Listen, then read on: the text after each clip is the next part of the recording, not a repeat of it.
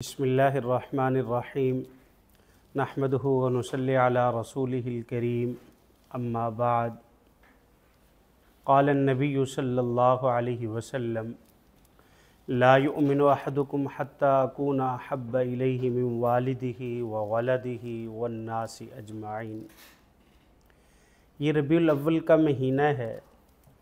ربیع الاول کے مہینے کی مناسبت سے حضرات علماء کرام، حضرات بزرگان دین، جناب رسول اللہ صلی اللہ علیہ وسلم کی سیرت، آپ کی ولادت اور آپ کی زندگی کے حالات بیان کرتے ہیں کہ آپ صلی اللہ علیہ وسلم کی ولادت بسعادت ربیع الاول کے مہینے میں ہوئی ہے۔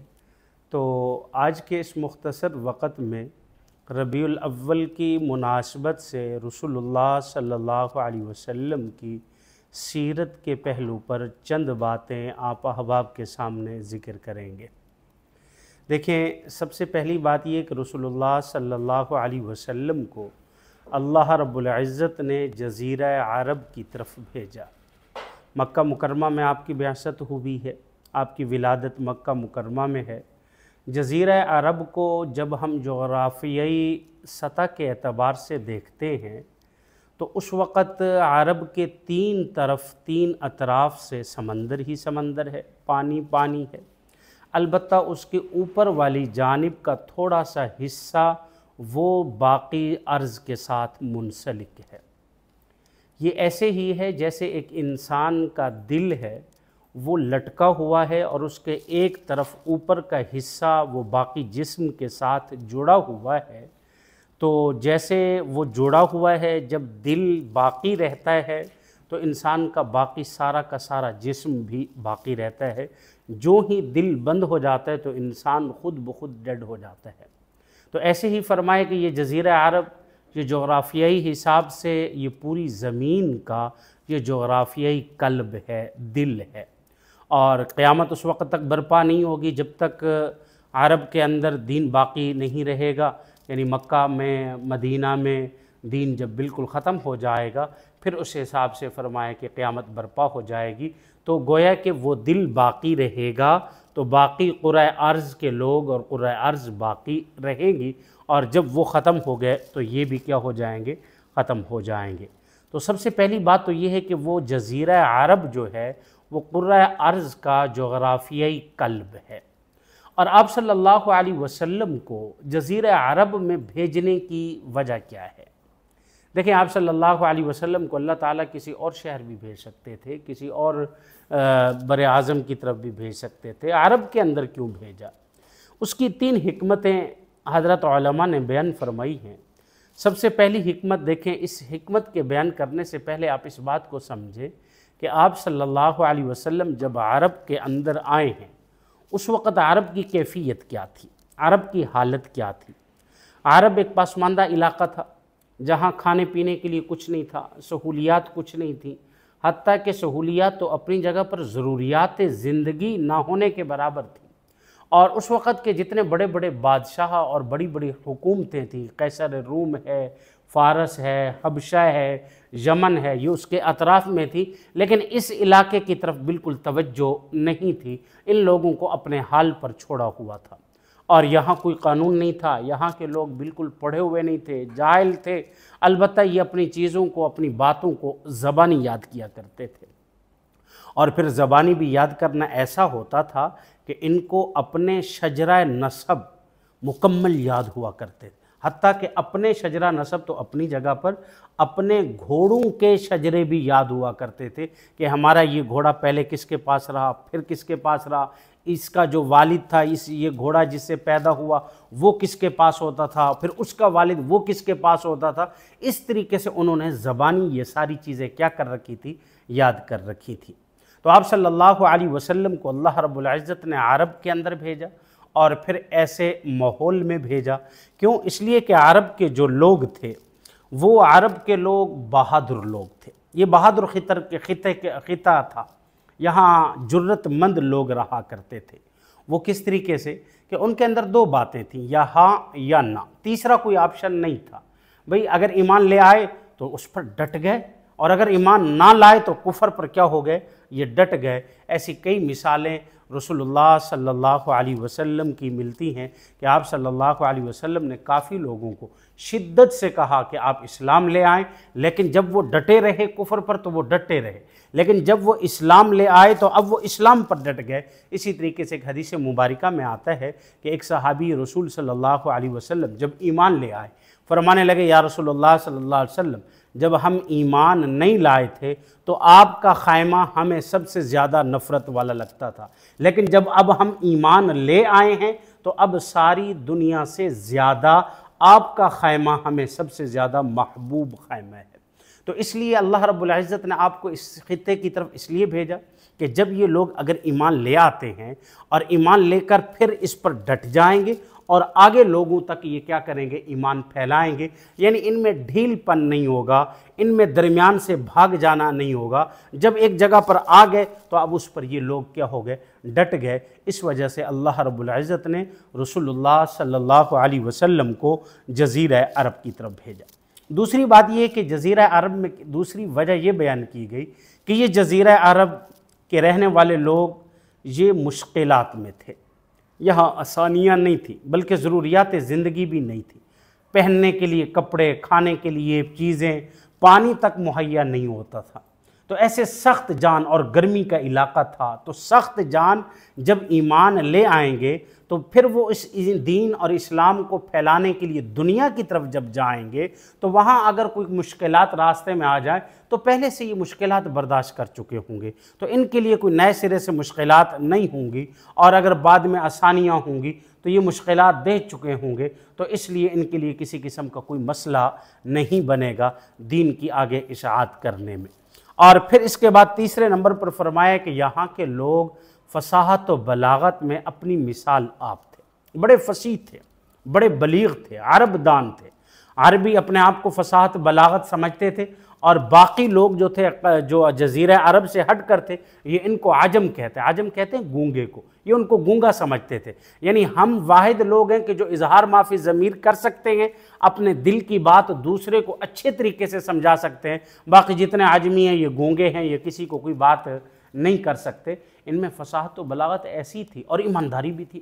فصاحت و بلاغت ایسی تھی کہ دیکھیں ایک واقعہ آتا ہے کہ جب کبھی عرب کے لوگ بیت اللہ کی طرف آتے طواف کرنے کے لیے تو وہاں جو اچھے فصیح بلیغ شاعر ہوتے تو وہ اپنا کلام لکھتے اور لکھ کر بیت اللہ کی دیوار پہ لٹکا دیا کرتے تھے، اور پھر اگر کوئی اور آتا اس سے اچھا فصیح بلیغ لکھتا تو وہ پہلے کو اتار دیتا، اس کو لگا دیتا تھا۔ تو جب سورۃ کوثر انا اعطیناک الکوثر فصلی لربک وانحر ان شانئک ھو الابتر، یہ مختصر 3 آیات کی جب سورت نازل ہوئی تو ایک صحابی نے اس کو لکھا اور لکھ کر اس کو بیت اللہ کی دیوار کے ساتھ لٹکا دیا۔ اب ایک شاعر آئے، اسلام نہیں لائے تھا، دور سے آئے، بیت اللہ کا طواف کیا اور وہاں آ کر باقاعدہ پڑھتے تھے، ذوق تھا ایک اپنا فصاحت و بلاغت میں۔ اب انہوں نے پڑھا انا اعطیناک الکوثر فصلی لربک وانحر ان شانئک ھو الابتر، جب یہ پڑھا تو پڑھنے کے بعد اس نے قلم لیا، اس کے نیچے لکھ دیا ھذا لیس کلام البشر، کہ یہ کسی بشر کا کلام نہیں ہے، ھذا لیس کلام البشر، یہ کسی بشر انسان کا کلام نہیں ہے۔ اور پھر وہ چلا گیا۔ پھر اسی طریقے سے ایک اور شاعر آیا، اس نے اسی کو پڑھا انا اعطیناک الکوثر فصلی لربک وانحر ان شانئک ھو الابتر ھذا لیس کلام البشر۔ پھر اس نے قلم اٹھایا اور قلم اٹھا کے آگے کیا لکھتا ہے ولیکن کلام الآخرۃ بشر، لیکن یہ جو آخری جملہ ہے یہ کسی بشر کا لکھا ہوا ہے۔ تو یہ فصیح آخری کلمہ کون سا کہ یہ بات کسی بشر کی نہیں ہے، ولیکن کلام الآخرۃ بشر، یہ آخری جملہ کس کا لکھا ہوا ہے؟ انسان کا لکھا ہوا ہے۔ تو یہ بڑے فصیح بلیغ لوگ تھے، تو اس لیے جو فصیح بلیغ ہوتا ہے وہ بات کرنے میں اپنی مہارت رکھتا ہے، دوسرے کو اپنی بات سمجھا سکتا ہے، دوسرے تک اپنا دل کا حال پہنچانے میں وہ بہت زیادہ آسان ہوتا ہے۔ تو اس وجہ سے اللہ رب العزت نے جناب رسول اللہ صلی اللہ علیہ وسلم کو ان کی طرف بھیجا۔ آپ صلی اللہ علیہ وسلم بھی فصیح بلیغ تھے، اور آپ صلی اللہ علیہ وسلم کی جو زندگی تھی وہ ایک کھلی کتاب کی مانند تھی، کوئی پوشیدہ نہیں۔ ہمارے ہاں ایسا ہوتا ہے کہ کئی ہماری زندگی کے حالات ایسے ہوتے ہیں جس کو ہم اپنے تک سیکرٹ رکھتے ہیں، یا ہمارے گھر تک محدود ہوتے ہیں، بلکہ ہم اپنے گھر والوں کو کہتے ہیں بھائی اس بات کو آپ نے آگے نہیں بتانا کسی کو۔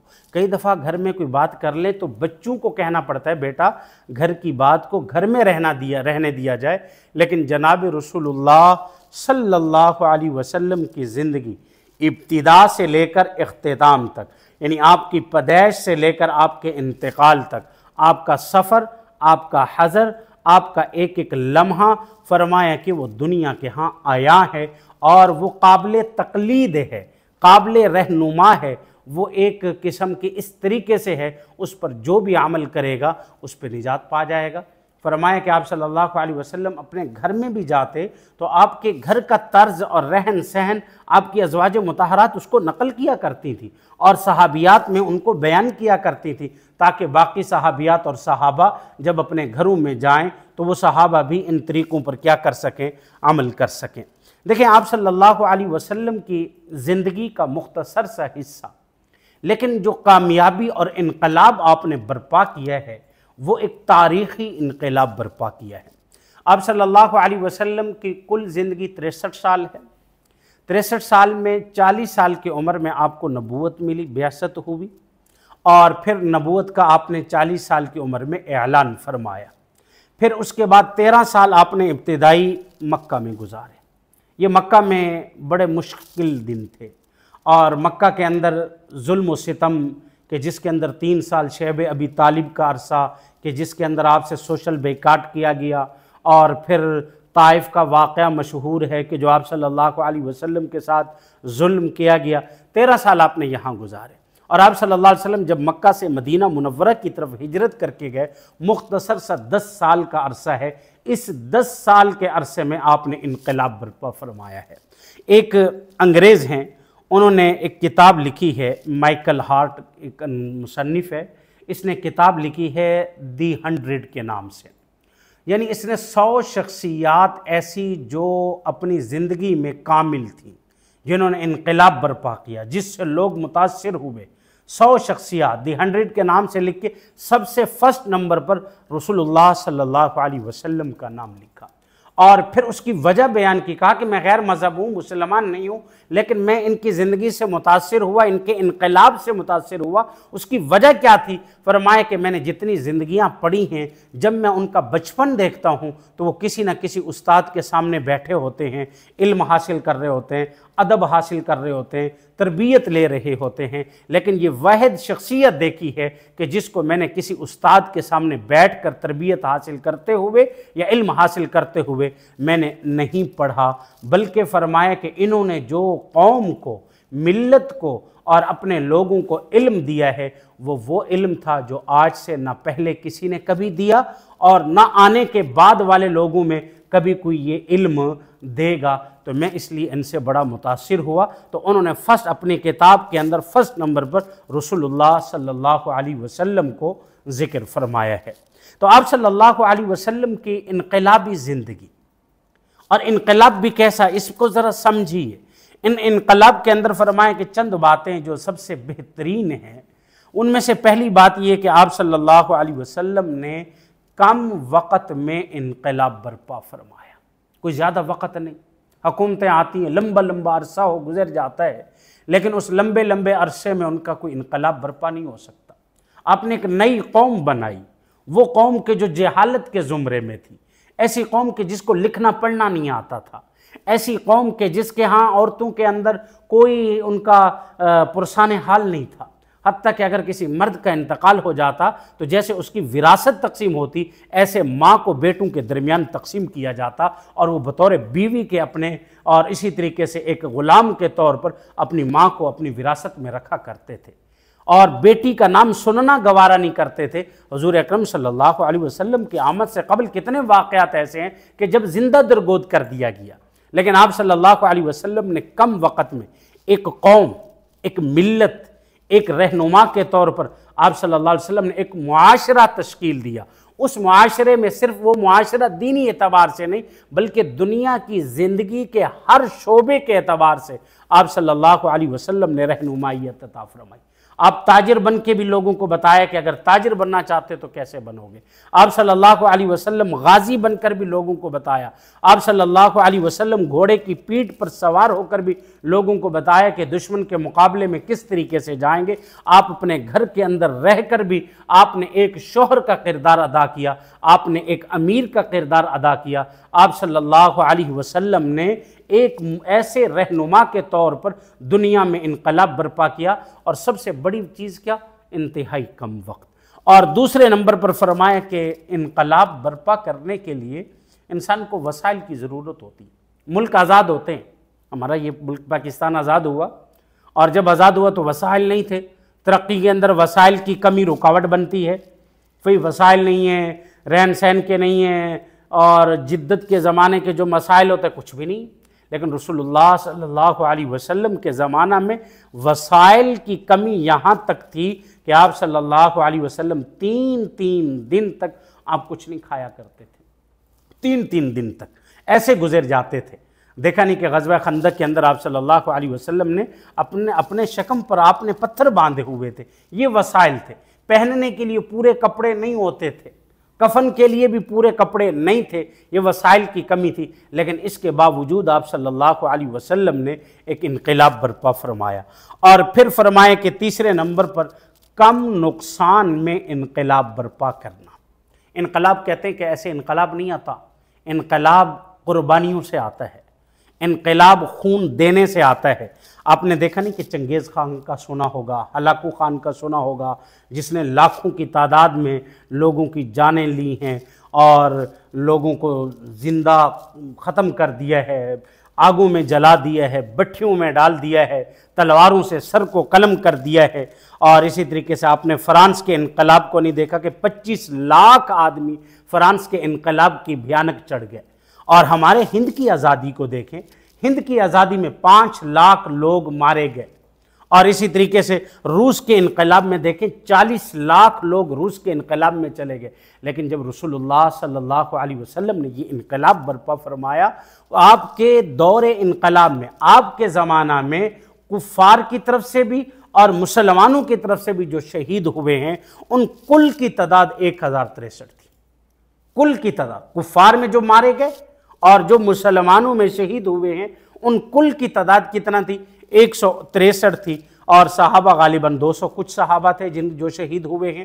تو دیکھیے ایک کم نقصان، دیکھیں انقلاب برپا کیا جاتا ہے لیکن اس میں کئی زیادہ نقصان ہو جاتے ہیں، اور ان نقصان کی نسلیں تلافی کرتی رہتی ہیں۔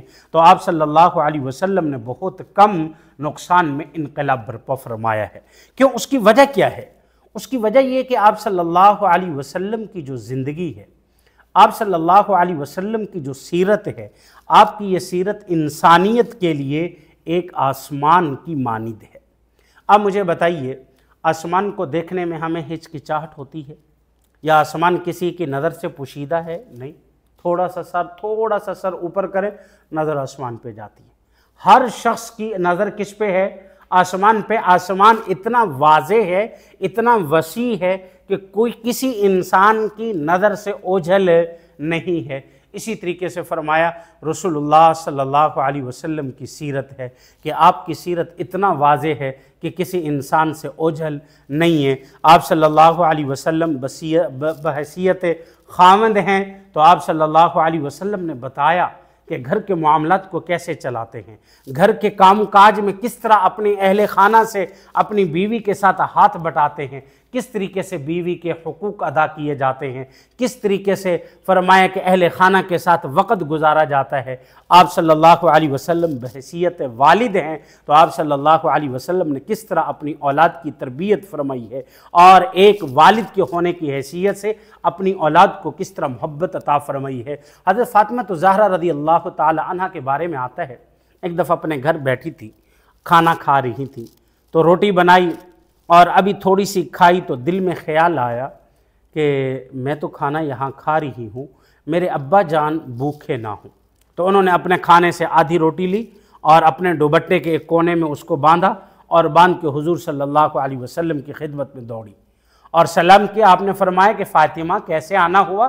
فرمایا کہ یا رسول اللہ صلی اللہ علیہ وسلم میں کھانا نوش کر رہی تھی تو میرے دل میں خیال آیا کہ میرے ابا جان نے بھی کھایا یا نہیں کھایا، یہ پدری محبت، تو میں آپ کے لیے کھانا لائی ہوں۔ آپ صلی اللہ علیہ وسلم کے سامنے کھانا پیش کیا، آپ نے بسم اللہ الرحمن الرحیم پڑھ کے لقمہ توڑا اور لقمہ توڑ کے فرمانے لگے فاطمہ قسم ہے اس ذات کی کہ جس کے قبضہ قدرت میں محمد صلی اللہ علیہ وسلم کی جان ہے، آج مجھے 3 دن ہو گئے ہیں میرے حلق میں لقمہ نہیں اترا۔ تو فرمائیں کہ یہ تھی والد ہونے کی حیثیت آپ نے، یہ اور ایک دوست ہونے کی حیثیت سے آپ نے صحابہ کو کس طریقے سے تربیت دی۔ آپ نے سیدنا صدیق اکبر رضی اللہ تعالیٰ عنہ کے ساتھ دوستی، حضرت عمر بن خطاب رضی اللہ تعالیٰ عنہ، سیدنا عثمان غنی رضی اللہ تعالیٰ عنہ، سیدنا حیدر قرار، حضرت علی بن ابی طالب رضی اللہ تعالیٰ عنہم، فرمایا کہ ان کے ساتھ آپ نے کس طریقے سے رہن سہن، کس طرح کے معاملات کیے ہیں۔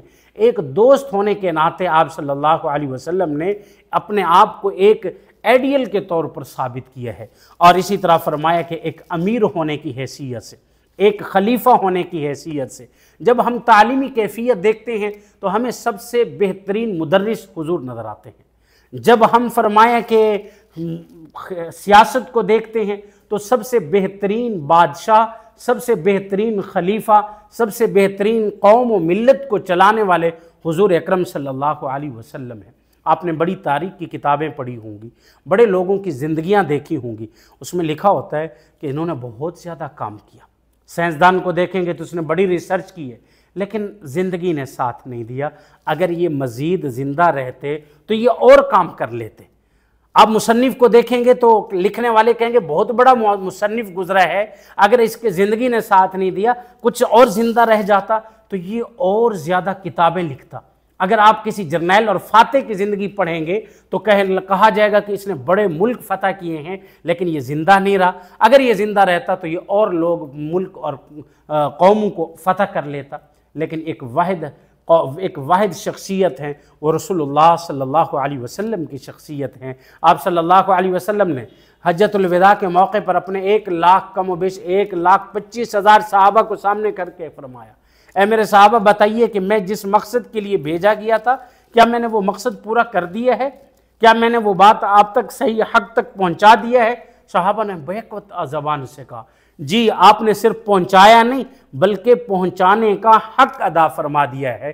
تو جب یہ ساری چیزیں ہمارے سامنے ہیں، اب فرمائے کہ ہمیں اپنی زندگی کو تبدیل کرنے کے لیے، ہم اپنی زندگی میں کامیابی لانے کے لیے نا ایک ایڈیل کو تلاش کر رہے ہوتے ہیں بھی جس کے مطابق میں اپنی زندگی کو چلاؤں، تو وہ کون ہے؟ ہمارے پیارے نبی صلی اللہ علیہ وسلم ہے۔ تو آج سے اپنی زندگی کو تبدیل کرنے کے لیے حضور کی سیرت کو سامنے رکھیں، آپ کی سیرت کو پڑھیں اور پھر پڑھ کر اس کے مطابق اپنی زندگی گزارنے کی کوشش کریں۔ اللہ رب العزت ہمیں رسول اللہ صلی اللہ علیہ وسلم سے محبت نصیب فرمائے اور آپ صلی اللہ علیہ وسلم کی سیرت پر عمل کرنے کی توفیق عطا فرمائے۔